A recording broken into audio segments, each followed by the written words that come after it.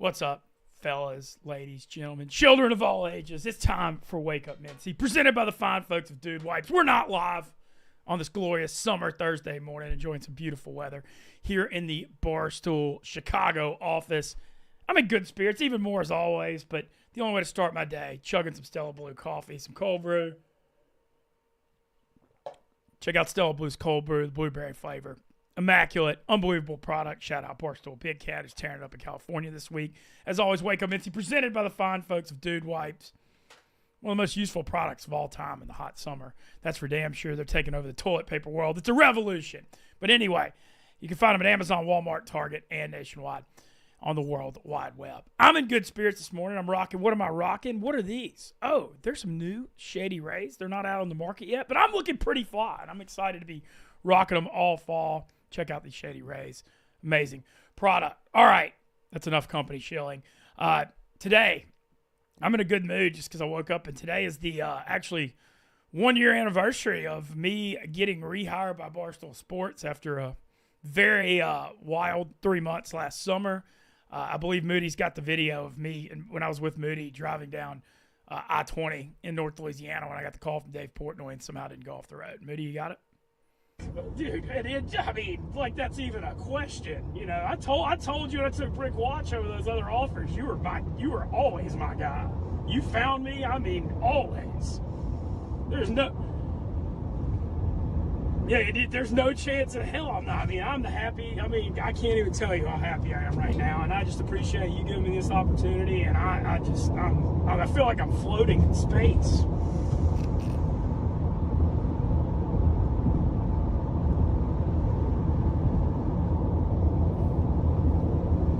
Done. All right. Fucking love it. I love it. Oh my God, I can't believe it. What a summer. I mean, thank you so much for everything. And like I said, my dad almost started crying when I gave him that watch. It meant so much to him. So he said he really appreciated it. We're back. Just right. I love it. You said that just when I thought I was out, they pulled me back in, like I said in the Gleason video too. I love that you said that. All right, we're back, baby. We're back. Oh, my gosh. All right, let's do it. Can't wait. All right, thanks, Nick. All right. That one just brings a smile to my face. I was lucky to have Moody riding with me to film that. I'm glad I didn't end up flying off the road on I-20 in North Louisiana. But today's the 1-year anniversary of Dave Portnoy buying. I mean, it's more about Dave buying the company back for $1 from Penn Gaming. That happened on August the 8th, 2023, and then I got a phone call from him like 15 minutes later, and it was a funny story because I had no idea Dave was getting the company back, and one of my friends from Baton Rouge called me. He's like, I saw on CNBC Dave Portnoy just bought Barstool back. Are you getting rehired? And I was like, I don't know what the hell you're talking about. And while I was on that phone call, I missed a beat from Dave Portnoy to get told I got a job back, and I called him back. Got the news that we're back at the stool, and here we are a year later. Didn't have any clue I'd ever live in Chicago, Illinois. It's freaking awesome. Love being part of this Barstool office, and the vibes are immaculate right now. I'm just in good spirits, reliving that, and Dave, I'm sure, loved that day as well, getting Barstool back for $1. Here we are 1 year later. Times are good. Enjoying everything. So Barstool stuff to get into before we're joined by Peter Burns of the SEC Network. We're talking SEC ball. We're getting in the spirit of this college football. Oh, heck yeah. There's Peter right there. What's up, Peter? How are you this morning? I'm just remembering the old topsy-turvy. Like, I want to read the Mintzy book. Like, not only did you save college baseball, which I know Brandon Walker was trying to talk about, but also one of the chapters I want of, like, the times that you have been fired and rehired, including the time I had to fire you as my caddy over at TPC Louisiana. Like, that was a dark stage in your life there, Mintzy. Yeah, the roller coasters have been something. That's for sure. Well, last summer, I'm rocking my Brick Watch. Thankfully, Dave kept me on to sell watches those 3 months last summer. But, yeah, today, big day. In good mood, though, Peter. You know, what's not to love? And I saw, you know, for everybody not familiar with – well, I think everybody knows Peter, actually. But for those of you still not familiar with him, he's been part – I guess you're starting your 11th year with the SEC Network. Did I see that? I'm an old-ass man. And so think about this, 11 years. And I've known Casey Smith for at least probably 11 years. first time I've been invited to do anything Barstool Sports related. How about that? Like Well, it took you, Mintzy, to come out of there in my life. So I'm not saying that I'm bitter about that with Casey. I expected that from Brandon, but at least I get it now from you. I appreciate that. there you go, man. We're taking it to people. I've gotten to know Peter pretty well the last few years. We got a lot of mutual friends, especially Jacob Hester, down at ESPN Baton Rouge. And Peter, grew up in Baton Rouge, big LSU fan. And look, I know you're getting in the spirit. I believe you. I saw some news yesterday with you. Did you have a new game day show? Is that what I saw? Yeah, man. So I mean, obviously, College Game Day is the GOAT, right? I mean, you got Corso coming back at 89. You got Pat McAfee, the whole crew. Like that's always been the greatest thing. I mean, when we launched the network back in 2014, now we're coming up on the 10-year anniversary. Is the fact that we launched our own version of it, just all around SEC sports, which is SEC Nation. So this year's a little bit different now that ESPN has and ABC has all the SEC rights. Mincy, what we end up having is that we shifted the time slots of the games. I mean, like it used to be, I mean, as a college football fan, all the games would kick off at noon, right? And then what would happen is that all the games would go to halftime at the same time. They would end at the same time. So I think what ended up happening is that, our company looked at it and they're like, well, wait a minute. Look at March Madness, where you have all these games that are staggered a little bit. So you don't have all these games that are badass games that are ending at the same time, or everybody's going to have halftime at the same time. So what they end up doing is they slid the 12:45 or slid the 12 o'clock kickoff over an SEC network to 12:45 now. So they're going to, shockingly enough, they're going to put me on location each and every week of that 12:45 game. So it's fired up, man. I mean, like, you and I are just college football fans. And so, like, for the fact that we get paid to show up onto a campus and talk ball, it's freaking dream come true.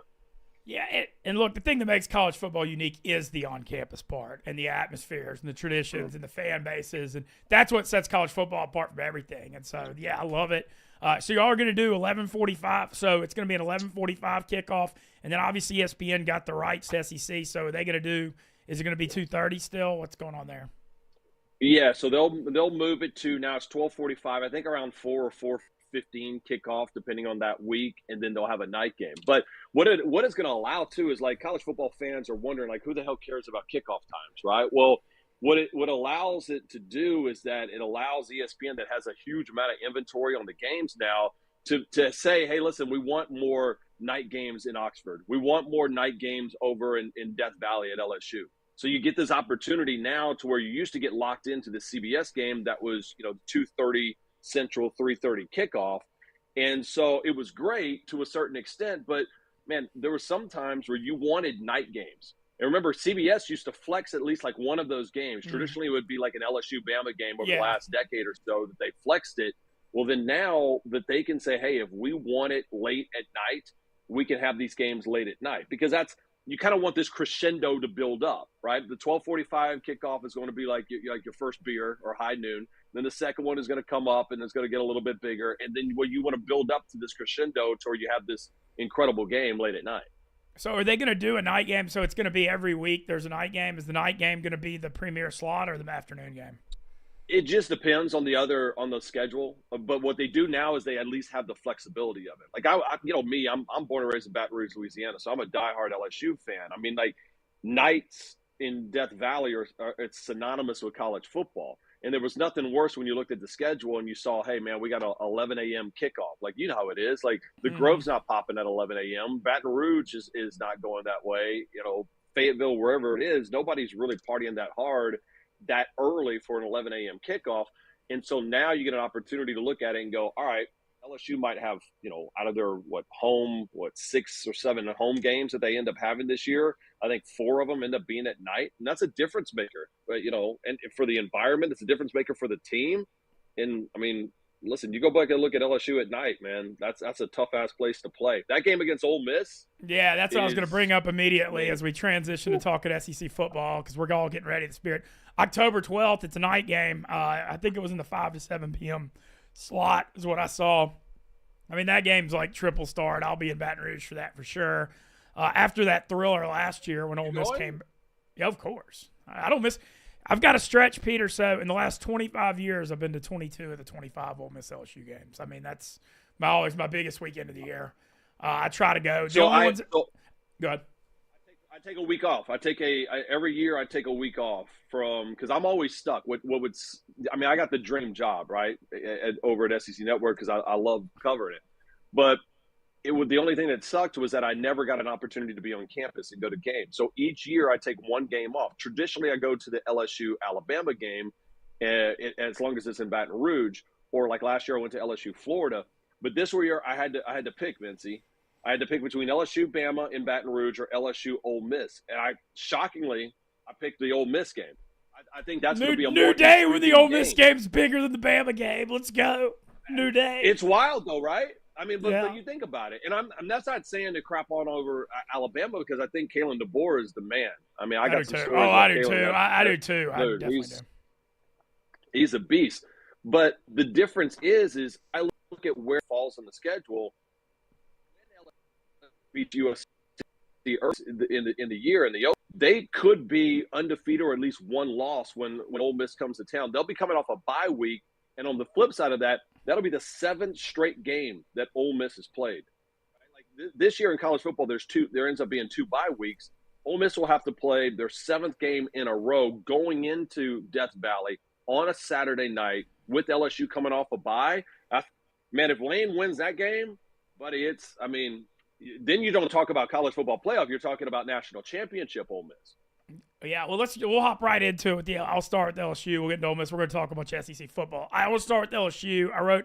I've been doing a blog series, doing a preview of all my SEC teams.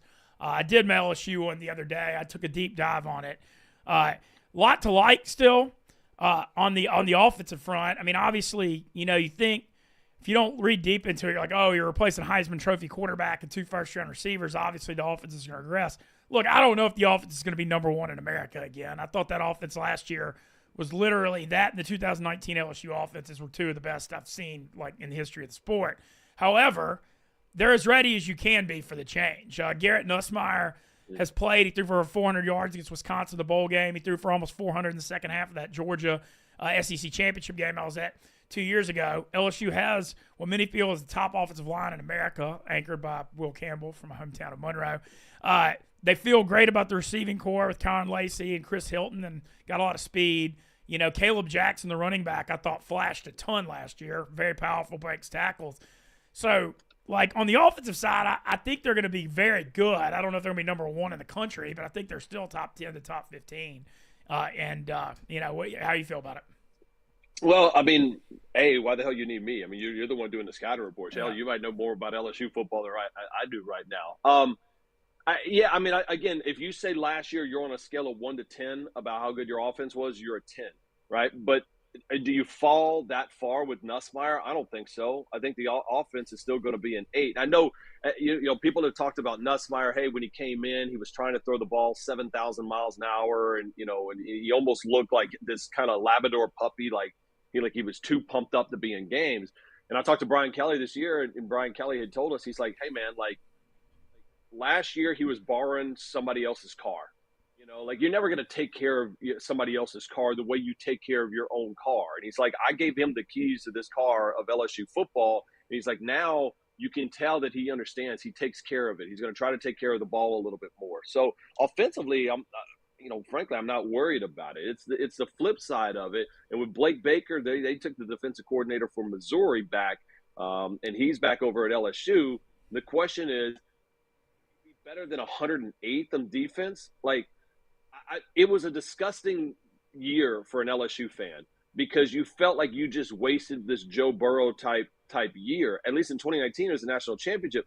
Mintzy, it was like LSU would rather have this badass defense than anything else. You go back and look at 2007 where they were suffocating people, back in 2003, those defenses. I mean, 11, the 11 one was 11. Great. Yeah. Right. They pride themselves on defense, and you don't want to look like you're playing patty cake football or flag football. It was a kind of an embarrassing season. So if they can get to total defense 50th, then you got a chance to be a college football playoff team next year. Well, okay. Well, the good and the bad. I love the staff moves they made this offseason. You brought up Blake Baker. He has a ton of Louisiana ties. He was the defensive coordinator at Louisiana Tech. He was the linebackers coach at LSU in 2021. Missouri had a top 10 defense last year. I mean, we saw that. Yep. Look what they did to Ohio State in that bowl game. Held them to 3 points. So I love the defensive coordinator hire. They bring back Corey Raymond from Florida, who was defensive back coach, who recruited and developed Patrick Peterson, Badger, and 1 million first and second round picks. So I think that's smart. I like the Bo Davis defensive line hire from Texas as well. However, I love the coaches. I don't know what's going on with the personnel other than Harold Perkins on that defense. When I think like of LSU, you think of, deep defensive line and DBs everywhere that NFL talent. They all but struck out the transfer portal. And I agree the coaching staff's going to be a lot better, but, man, I got a lot of questions about the personnel, especially on the D-line and secondary. But I think the coaching staff can drag them to a little better.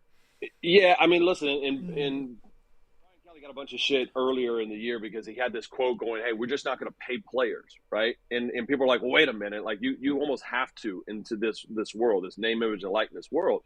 But I think what people don't understand about that thing, Mintzy, is the fact that now not only do coaches in college football need to be a head coach, they also need to be an effective general manager, right? Because now the collectives, you got X amount of money. Ole Miss has X amount of money. Ryan Day at Ohio State have X amount of money, right?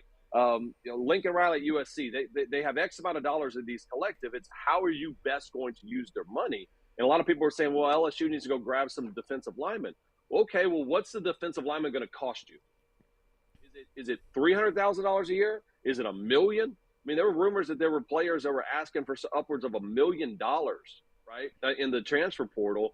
Not because they were probably worth $1 million, but because there were certain teams that had needs and they needed to probably overpay it. And I think Brian Kelly was like, no, we're not going to. I'd rather take a 3 or 4 star that we could develop instead of paying $1.5 million for some kid that may or may not work out and then pisses off everybody else, that all of a sudden this guy got a boatload of money and I didn't. Like that's kind of the issues that coaches are working with right now is, you're no longer a head coach. You're a fundraiser, and you end up being almost a GM to a certain extent. Yeah, and then you also have to recruit the players on your team while they're on your team, too, because everybody's getting offers every single year.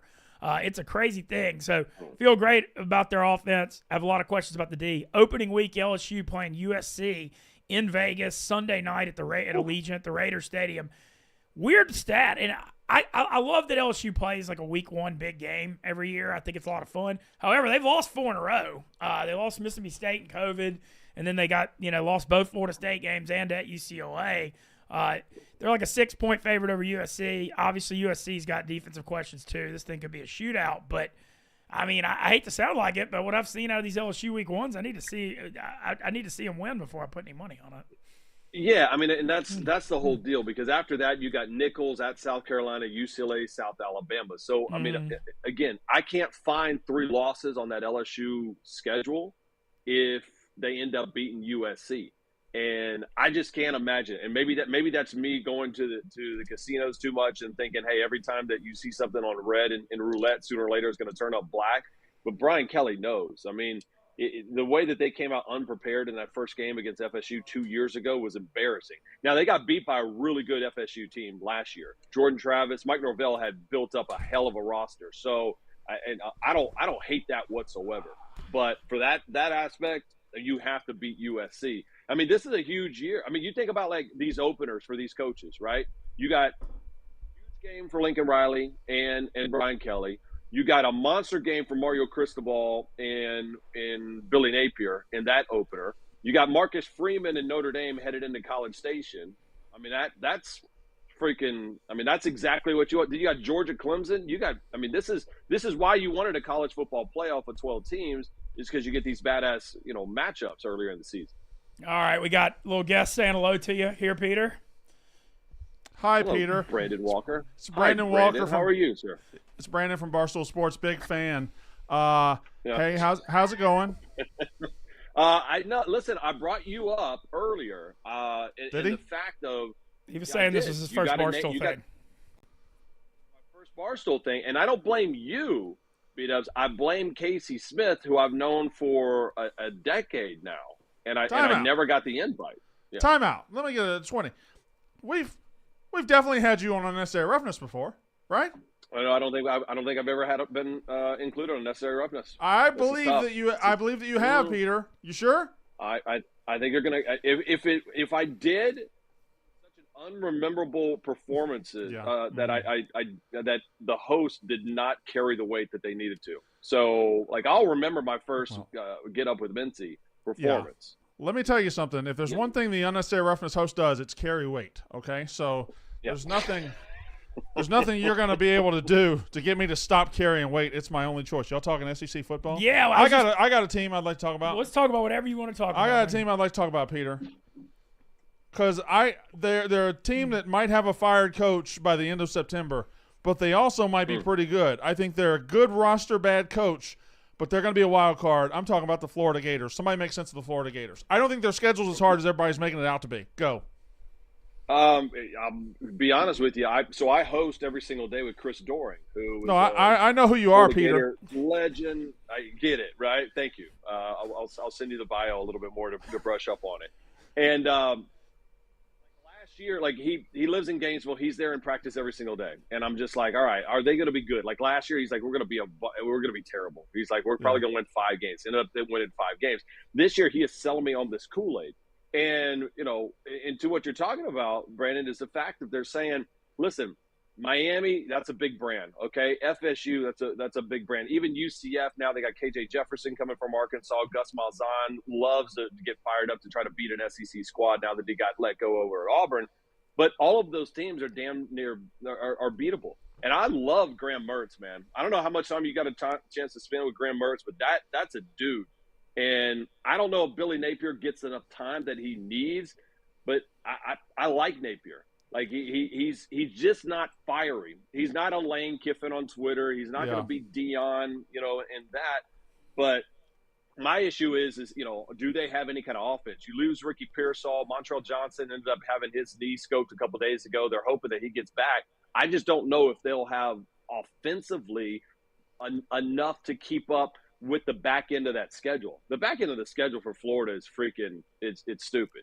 But it's stupid for everybody this season. It is, but they catch LSU at home near the end of the season. They catch Ole Miss at home near the end of the season. Kentucky at home's winnable too. Yeah, like all these are if they're decent, they're winnable. And you could look up and you think the toughest schedule in the world, they go 9-3. All of a sudden, we have a different opinion about Florida and Billy Napier. I think he's built a good roster and done good things behind the scenes. But on the field, on the sideline, I don't know that he's very good. So we'll have to – I think he's got to get better in that aspect. But that's just me thinking out loud. Yeah. I mean, you look at right now, one of the things you talk about coaching on the field, they were atrocious when it came to special teams, right? Yeah. Like they had 3 or 4 big-time penalties in big-time games early in the season that cost them, whether it was too many players on the field, not enough players on the field, 2 guys wearing the same damn number. Like it was out of control right now. So they hired somebody new for that. They're trying. I mean, again, Billy, the schedule doesn't do them any favors. That's the whole deal. That they could have a really good year this year and go 7-5. Like if I think if Billy Napier in Florida goes 7-5 right now, that's a hell of a job with the roster that he's put together right now. I'm going to ask one more question. Ask whatever, I'm going to let you have your show back. Okay. Because, Peter, me and you were texting off the air, and you were saying that you thought that Ole Miss was going to fall on their face this year. You said 5-7 at best. I thought that was aggressive. 6-6 because of the bowl game. I said 6-6 because Fair enough. of the bowl Fair enough.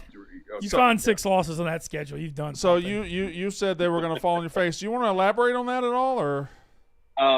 Yeah, you know what? Honestly, I thought I could trust you. And now you can't. That's you know what, that's not your fault. That's my fault, right? That's my ass for not being able to trust you on there and thinking I could. I'll be honest. So here's the deal, because I want to get Mintzy back his show. You just roll in at this point. By the way, I'm barely in the damn show, Peter. There you go. Yeah, there it is. Now you see that much more comfortable. I this. I like to give you shit.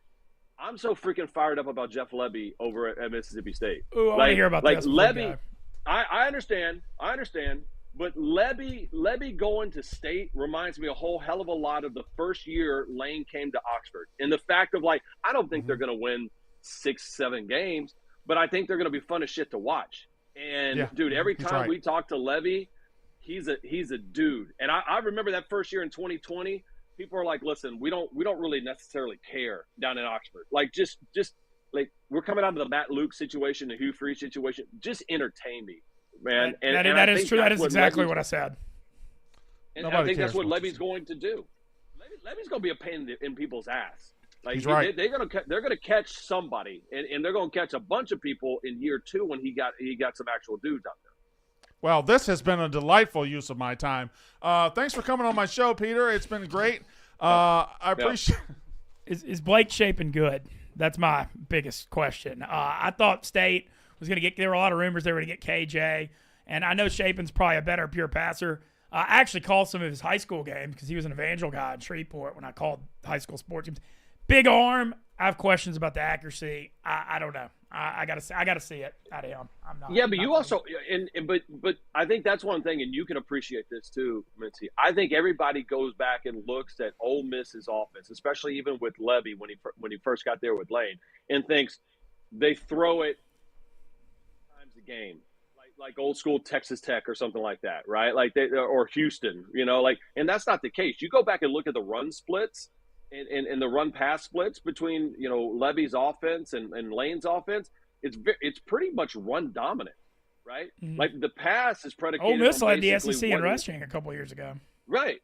You'll win a bunch of bar bets if you say, hey, if you can guess what the pass run ratio is for Ole Miss offenses, and so. Yeah, I think Shapen, frankly, I haven't watched that much film on Shapen. I don't know if he's that guy. But I do think that Levy is a smart enough offensive coordinator in his days of calling plays to put them in the right position. Now, the problem is, and you know this, these coaches, when you become a head coach, it's tough to become to still call plays and to be to be this offensive juggernaut. Think of Billy Napier over at Florida, right? He was calling plays over at Lafayette, but the problem was now you're the CEO of an organization. You don't have your hands on that offense as much, and so to me, how Levy manages his time is going to be monstrous for him. And I can't wait for the Egg Bowl. I mean, think about the new rivalries that we end up having. Right, we get Texas and Texas A&M. That's the best for college. Yeah, and it's the best for college. You got to play your rival, man. Thanks, and I'm actually thrilled that that's Thanksgiving night to get the Egg Bowl off of Thanksgiving because for all of our fans, it's way better to have that game not on Thanksgiving. Yeah, I mean, I'm up for that. I'm up for. I mean, the Egg Bowl is going to be great. Now you got Hugh, who's got a little bit of footing coming up with Auburn, and they like their team. That talk about question marks at quarterback. I mean, yeah, that's what I was going to. I would argue. I was shocked they didn't take a transfer. I was shocked, but I did my Auburn preview, and their offensive line's better. They actually got some. Last year they didn't have any receivers. They just had a good tight end. So they're saying, well, we surrounded him with more talent. He should be better.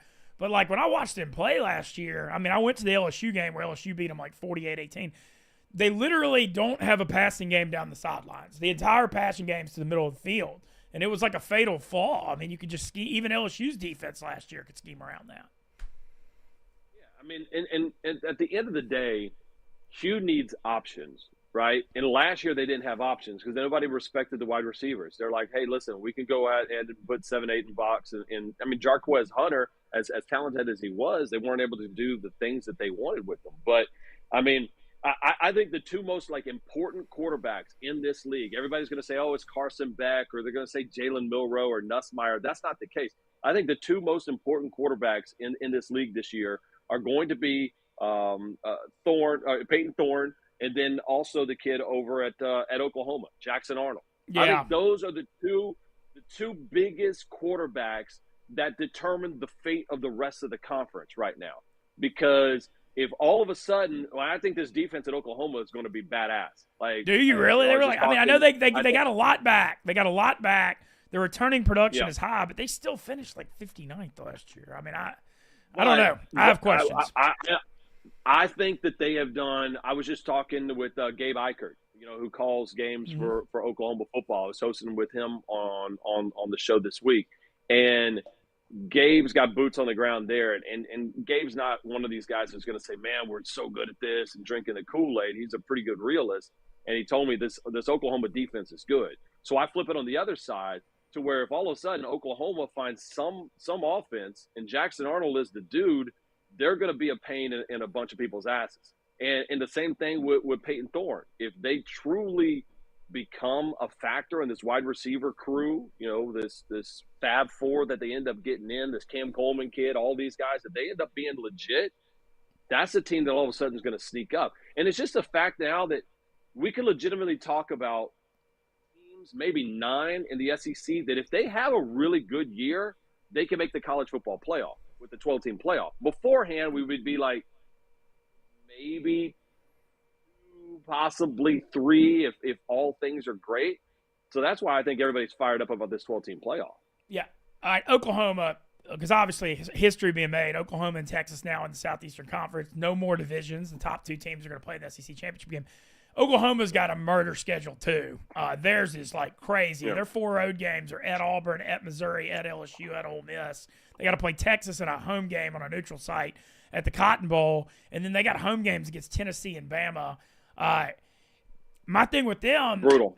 They went to the transfer portal hard on the offensive line. They're young on the O-line. That's the biggest thing. You always hear that talk about what makes SEC football different. It's the defensive lines. And so the biggest thing with them is, can that offensive line give Arnold a chance? And I don't know. I mean, they lost all their guys. They have a brand new offensive line, and again, you got Jackson Arnold, who hasn't been a full year starter. So that's ultimately where it comes down to. But like Auburn and like even State to a certain extent, they're the teams that can kind of just that screw with everything. Right, because I think everybody looks at Oklahoma. I mean, they're coming off a 10-win season. I mean, this is not. I mean, everybody was given all this hype around Texas. Everybody wanted to talk about Texas, and you start breaking it down. You realize Oklahoma's beaten Texas 8 of the last 10 seasons, right? Like there's some talent out there, and they kind of go underneath the radar right now. And I think they're kind of a fascinating squad up there in Norman. Yeah, that is interesting. There's been a lot of debate on them. I think their over-under is like 7.5 wins, I believe. It's lower because of how hard their schedule is. I want to transition. LSU's thing is like 8, right? I saw 9 yesterday. I saw 9 yesterday, 9. and I had them 9-3 on my preview, so I had them on the push. I want to talk about Texas now. Texas has a way easier schedule than Oklahoma, and obviously they do get Georgia at home. That's going to be really tough. Sark knows the SEC, obviously won at Bama last year, made the playoff last year. However, this is going to be a big transition for them, having to play some of these SEC road games. It seems like most people think 10 wins in playoff. I don't know, though. I mean, listen, I think a lot of it, that's one of the big-time college games we didn't even talk about early is, Texas going up to face Dave's Michigan Wolverines, and whether or not we'll see if Sharon Moore is actually on the sidelines, or if they busted him again for cheating, and by the time that game rolls around. But assuming that doesn't happen, that's a monster game. And then now they just lost C.J. Baxter, who is their stud running back. He's out for the season. So he ended up having kind of a microfracture issue with the knee a couple days ago in practice. So, they're loaded to that position, but it's going to be a bunch of young guys. So, again, almost in a weird way, if you're a gambler, I almost like Quinn Ewers' odds just a touch more with the Baxter injury, because I think now it's going to force Sark to probably throw the ball around a little bit more than he probably had the game plan on, just because you need to keep your depth. I think that's going to be one of the things with this season is if you're going to win it all, you might play 16 games this season. Yeah. How many rosters can actually do that? I think Texas is one of those rosters can do that. I think Ole Miss finally has a roster that has that depth. Alabama, Georgia probably has that depth as well. Ohio State probably comes into that. But how these coaches actually manage and their players to a certain extent, and how fresh they keep them, because it's one thing playing a 13 or 14 game schedule. When you talk about 17, man, like that's all the NFL guys that come to us over at SEC Network and ESPN. They tell us that, man, that freshman year or that rookie year in the NFL, they hit a damn wall because they're just not used to playing that many games and going that hard. So, I mean, it's going to be survival of the fittest at the end of the season. That's an excellent point. All right, Texas A&M, Mike Elko, love the move. I thought he did a spectacular job at Duke. You know, obviously familiar with A&M from when he was defensive coordinator on that team that won the Orange Bowl and only lost one game during COVID. Feel like there's a new energy there, and people aren't really talking about A&M because everybody's talking about Oklahoma and Texas coming to the SEC and Ole Miss and Georgia and all that. But I think A&M could be kind of good this year. I'm not saying they're going to be like 10-win playoff good, but I thought there was just like a stench with that Jimbo Fisher era that just didn't – it just never felt right. And I think Elko gets the culture, and I think Connor Wegman's a pretty talented quarterback if he stays healthy. Did you hear what Elko said yesterday? We played it last night on the show, and it was great. Elko comes up, and he somebody, a reporter had asked him, probably Billy Lucci, our boy over there at Texags, asked him about, hey, are you something about last year, and he's like, listen, do me a favor, just one favor this season, stop asking our guys about last year. Like, it doesn't matter to this year. And I honestly, and he said it in not kind of like a pissed off way, but he basically said, like, that shit's over. Like, we're not dealing with that anymore. And I like that mentality because I felt Jimbo always felt like the guy, Mintzy, that like wanted to get the approval from Nick Saban, and he wanted it so bad. And I think Lane did it to a certain extent as well too, right? Like man, this is my mentor. Like, I want to do this, and I want to show him what kind of guy that I am. And I think Jimbo decided so much to go in and try to beat Nick at recruiting that he lost signs of what players he really could be a good fit at A&M. I don't think Elko gives a shit about that. I think Elko is just like, buddy, we're going to line up with who we got, and we're going to play some football. Like, he's an old school guy. I didn't think he should get the job, frankly. I thought that they should go with Jeff Traylor, the guy over at UTSA. Oh, no, the beast.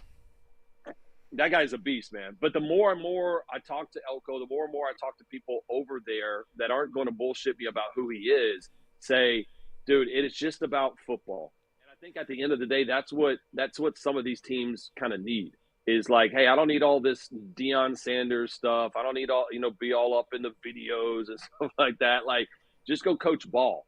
And I think that's what Elko is going to be. Are they going to have a healthy quarterback? I mean, that's the whole deal. I can't remember the last time A&M played a season front to back with the same guy. It might be back in the Kellen Mond days. I guess it was that, but that was a COVID year of the shortened season. But Kellen Mond stayed healthy that 1 year, and then they won. I think they lost one game and beat North Carolina in the Orange Bowl. And they missed the playoff by. They were the 5th team in the playoff that year. And then A&M gave Jimbo Fisher the most unbelievably crazy ass extension in the history of the world. Like, I couldn't like that. There was no reason why to ever give Jimbo Fisher that extension. But now, I mean, God bless him, man. He's probably enjoying a hunting lease and living his best life and getting the last laugh. So, and Jimbo's a great dude. I just think Jimbo wanted to beat Saban so bad that it let him consume him when it comes to building his roster. And it never, that's why I'm interested to see like Walter Nolan and some of these guys, like some of these guys at A&M that said, hey, man, I'm just kind of a mercenary. I'll go play. How that works out. And I know we haven't talked much about your team, but we can get into that now. I'm fascinated about Lane this year because this is such a litmus test of, do you push all your chips in the middle when you see a Lane? And no pun intended. Like the schedule lines up for him. One, you're bringing back Dart. You're bringing back Trey Harris. You got, even though Quinshawn ends up going and taking the money up at Ohio they're State, they're 40. It's like the NFL. They spent the money on the linemen and the premier positions, and they're 4 deep at running back and just going to make it interchangeable. And Ulysses Bentley's really good. Lane's always going to be able to recruit. Yeah, Lane's going to be able to get by far the talented offensive players. Like that's. Like, you're going to come down to the SIP if you want to play, fast, fun offense and score a boatload of points and have some fun and, God forbid, live in maybe arguably the greatest college city in the United States. Which you freaking tell them. Clip that. Brandon Walker, you hear that? I mean, listen. I mean, the whole idea of red shirt and Miss Americas, that's a real thing down in the Grove. Like, God bless them. So Lane is smart, and that's what I talk about. Lane. I think Lane 4 or 5 years ago in NIL would have been a guy that have been like, hey, I need every single shiny tool give me every wide receiver, give me every running back, give me every tight end, give me everything, right? Offensively. I think Lane now is a much more mature coach where he's going to look at it, Mintzy, and go, you know what? I already got these guys, and I'm good. What I need help is I need help on the depth of the offensive line. I need help with defensive line. Like I need defensively, because you go back and look at the years that Ole Miss has been good. It was either when DJ Durkin got the defense rocking, right, and the Land Shark defense and some of those guys. So I think he's smart, man. This is a monster season for Lane. It's not playoff or bust, but damn would it be such a disappointment if Ole Miss isn't. Can you imagine Oxford? Oh, I know. No, I've already. There's been. I hate to preemptive strike here, but my group of friends we're already like looking at an Airbnb for that December 20th, 21st weekend, just in case. What would the entry into the library be? God, I don't know. I mean, I like the over because that's how you know. For those who don't know, that's how you determine how big a game it is at Ole Miss. It's the library is by far maybe one of the best college bars in all of the country. And it depends on what the actual get-in, cover charge is. That could be a $200 cover charge to get in, and people are going to pay it. Yeah. No, I look, the thing you mentioned at the thing with Ole Miss, I think the coaching job Lane's done the last few years, they won 10 games 2 of the last 3 years, really scheming it up and not being that strong in the trenches with a few guys. But now, Walter Nolan, and then you got seniors in Pegues and Jared Ivey, the defensive line, and then you took Princely, the edge rusher from Florida. Yep. I mean, and then Suntarine Perkins is awesome freshman last year. He's coming off the edge this year. They moved him down there. I mean, you got dudes on the D-line, and then on the offensive line, you took the 2 Washington guards off the national championship runner-up. You got the North Carolina right tackle, Diego Pounds, took a Southern Miss guard center who's really good, and then you still got Micah Pettis back. You finally got the depth and the dudes at the line of scrimmage. I mean, you mentioned it. Yeah, Ole Miss is loaded with Trey Harris and Juice Wells and Caden Priestcorn. You got everything as skill guys. The difference is the line of scrimmage. And really, you saw it last year. Ole Miss lost 2 games. Got completely dominated at the line of scrimmage by Alabama and Georgia. There ain't no other way to put it. I mean, those games scored 27 points total. Just got punked. And went out, spent the money, and now it's got the dudes. And then you mentioned the schedule thing. I mean, you talked about if you have to play 16 or 17 games. Ole Miss has, I know Lane's may see this clip and say rat poison. Ole Miss has 4 preseason games in September. I mean, there cannot be a weaker non-conference schedule. I mean, I think it's it's FCS opener, Middle Tennessee. Wake Forest was good a couple of years ago with Sam Hartman. They're not good right now. That's their hardest non-conference game. And then you have Georgia Southern. So, to me, you should be really primed to go for Kentucky on September 29th. And you got that game against Kentucky, which it will be interesting to see Brock Vandergriff, the old Georgia quarterback, who's going to be their guy over there at South Carolina. Which listen, that's a game that can kind of catch up. South Carolina that's the thing about their program. They are not afraid to cause some trouble at home and pull some upsets on that stadium. They always struggle when they're supposed to be good and the favorite. But remember what they did to Tennessee 2 years ago? No, and then also Juice Wells leaving South Carolina for Ole Miss. There's a lot of bad blood there too with that fan base. Well, and then the following week again, that's the one. I mean, that's the game for Ole Miss. And again, you can lose one of those games, right? You could lose at LSU. That'll be week 7 in Death Valley on a night game on your 7th game in a row. That's the coming full circle on that. That ain't going to be easy. But then you still got that home game against Georgia. But the thing is though. You end off at Florida and Mississippi State. I mean, at Florida's tricky, like Brandon said, though. At Florida is tricky. I don't think Florida. I mean, if they stopped Missouri on that 4th and 18 at the end of the game last year, I feel like the whole tone's different if they would have won that game at Missouri, and they should have won it. Speaking of it real quick, Missouri. I mean, that Luther. Nobody's talking about them. Their schedule's ridiculous. They play A&M, Oklahoma, and at Bama, but they have 3 tough games. Their schedule is super favorable, and I think nobody's talking about it, but I think they got a really good shot to sneak in the playoff. I mean, Murray State, Buffalo, Boston College, and Vanderbilt to start. So if you're not 4-0 to start that season for Drink, I mean, what the hell are you doing? And I mean, Theo Weiss is good. Mookie Cooper is really good. And you know what I do find though, and this happened to us over in Dallas for SEC Media Days. Nobody gives a damn about Georgia football right now, and nobody talks about them because it's almost like, Well, they're a college football playoff team. Like it's like that's one of the things that's kind of interesting to me. Like I think people talk about Ohio State because of what happened with Michigan last year and how much pressure is on Ryan Day. No one talks about Kirby Smart. And even the couple of years that they were making their run, everything was still kind of Nick Saban related, or Dion coming into the league, or college football again, and or Lincoln Riley and Caleb Williams. Like in a weird way, Kirby's kind of flown under the radar and had arguably the most successful 3-year run in recent college football history. And yet nobody really gives a damn about him this year because they all just have penciled him in as one of the playoff teams. Well, they're 24-0 in the SEC the last 3 years. However, this year, they got road games at Alabama, at Ole Miss, and at Texas. This is the hardest schedule. I did my Georgia preview, and I had them 10-2 making the playoffs, and I think they're going to be great. I just think that, like, they've been unbelievable. I'm not trying to sugarcoat anything, but they've also played in the SEC East, which has been weak.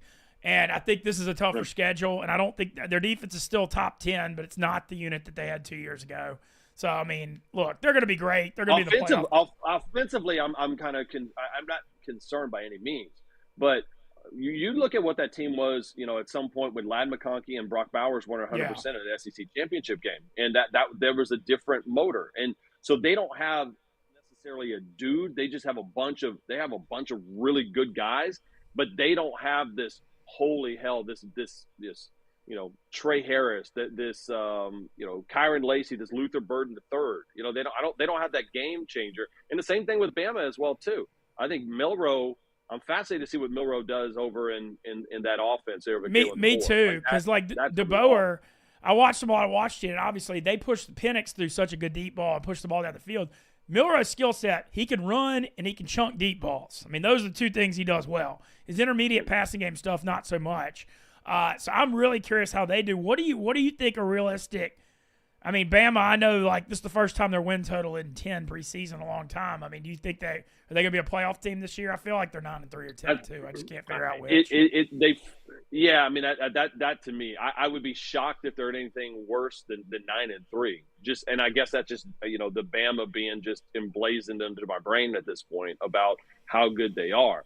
But I almost feel too like there's a relief when I talk to people in Tuscaloosa. Like, yeah, you're losing the greatest coach in the history of the game, but I'd argue, Mintzy, that Alabama is in a better spot for the future of college football under Kalen DeBoer than they were Saban. Saban's the greatest coach in the history of the game, but the reason why I say that is that I don't think Saban would have wrapped his mind around some 18-year-old kid going, hey, man, like, you're going to have to pay me the money to get here. I don't think Saban that's a bridge too far for him. I think ultimately that's why he works for us now at ESPN is the fact that he didn't like the way the off-field stuff was going. The on-field stuff, he would always adjust. Remember? I mean, hell, he hired Lane. He went to more fast-paced switched to spread offense. His defense went from that oversized 3-4 to where he got smaller and lighter to defend the spreads. Adapt. He was like adapt or die. I'll do that. He would do that on the field. I just don't know if Saban was willing to. I think, I don't know if that wasn't a bridge too far for him to adapt off the field. And you have to be a competitor in college football right now. Like what happens with Dabo saying I'm not going to take guys in the transfer portal and it's God's message about if you come to my team and whatnot. That's going to be him and Lane are kind of like. Two, and you can add Dion onto that list too, about like the two different mentalities of where we're at in college football. One says, listen, we're going to get the best guys that are available. We might have to pay them some dollars. And Dabo's sitting here over at Clemson going, hey, man, I've done it before. But that was also 2015, 2016, and the sport looks a whole hell of a lot different. All right, last team, because I appreciate, man, you and I could sit here and talk. We could have a 6-hour show talking college football. Want to mention the Tennessee Volunteers because nobody's talking about them. I think Nico, that quarterback, is super talented. I wasn't a Joe Milton fan. Josh Heupel's done a spectacular job. I mean, I think Tennessee could be pretty good, and people aren't talking about them. They've great home field advantage. Do me a favor. Do me a favor here. Say his last name. I'm not even going to try. I can't. That's why I said you have to come on. You have to try it. Give me one moment. I'm good. Here. I can't. No. I just said his first name. Tennessee. No. Mintzy, I'm good. I'm not getting off. No, you'll have to cut me off on the damn thing unless you give me his last name. Okay. I've got it's Mintzy? long. I got nothing. You may be coming. No, you guys. You say it. I'm gonna let you say. You say it. I'll I'll try to repeat it. No, because then you're gonna cheat off me. Like I know want I you am. to say. I just you said his know first name. name. I know who he is, but I can't pronounce it. I know it's gonna be bad. So that's all I got. But he's gonna be good. He's really talented. He looked good against Iowa. He's put on some weight. The thing is, too, though, is defensively, I don't know. I mean, I think defensive line, they're going to be really good. Secondary-wise, they end up losing one of the kids, one of their season starters out last year or earlier this week. So they're going to have to score a boatload of points. But that game against Oklahoma with Josh Heupel going back to the team that he led to a national championship back in the day. Oh, yeah. The storylines are freaking out. We haven't even talked about – we went 50 minutes on this damn broadcast. We did not once talk about Bobby Petrino rolling back to Fayetteville. Yeah, no, and I think that's my prediction. How wild this season is. That's nuts. No, you the Napier and Pittman are the two hottest seats. I actually said if Arkansas starts 2-4, they have a bye week between October 5th and 19th after the Tennessee game before LSU. If they're 2-4, they got at Oklahoma State non-conference week 2. If they're 2-4, that Petrino is going to be the head coach for the LSU game. I think it's that thin ice for Pittman right now. Again, like I said, I got this shirt on right here. Y'all literally just shout out. Now I love the next round. I love the next round guys. Shout out. I've gone on with those guys when I go to Birmingham or Hoover where I see for the SEC baseball tourney. Those guys are great. Love that shirt. Well, Peter, really into the weeds because I know you got to go. How about baseball not doing 11.7 scholarships anymore? 34 to like 30. It's so great for the game. And now they have don't they have another extra assistant coach now too? Didn't they approve that? Or did they? I don't know. I think that, it used to be like the third paid assistant. Everybody's bitching and moaning. Like, this is going to be good. Oh, yeah. Love it. Well, Peter, congrats on the new show. Follow him on Twitter. Love what you're doing with SEC Network. Can't wait to see the game day show. And thanks for joining us this morning. Wake Up Mintzy. Man, God, we can talk football forever. I feel like 50 minutes. See you, buddy. Yeah. Take it easy. Shout out Peter Burns and Brandon Walker for coming in. I want to remind everybody, Rough and Rowdy, the weigh-in tonight in Wheeling, West Virginia. BuyRNR.com, 20 fights, no headgear, Dave Portnoy, Big Cat Robbie Fox on the call, Mikey Betts in a loser leaves town fight. He's putting his job on the line against Barstool to fight an Abel brother. Crazy. He's got so much on the line there. He's been training hard. But the weigh-in is tonight. Watching Rough and Rowdy tomorrow night. BuyRNR.com. Look, unbelievable product if you hadn't seen it. Fine ring girls, no headgear, amateur boxing. It's always crazy in West Virginia. So check that out. BuyRNR.com. This afternoon, Office Olympics, final day. I just hope I don't have to wear that damn sumo suit again because I had to do the sumo wrestling. I had to sprint in it yesterday. Got sprint the relay.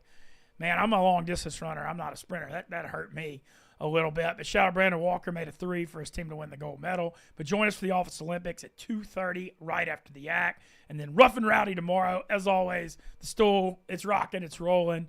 And shout out Peter Burns, Brandon Walker, and Tyler Moody, and Dude Wipes for cleaning up all our messes. And, hey, happy 1 year to me back at Barstool Sports. Thank you, Dave Portnoy. We'll see you guys next week.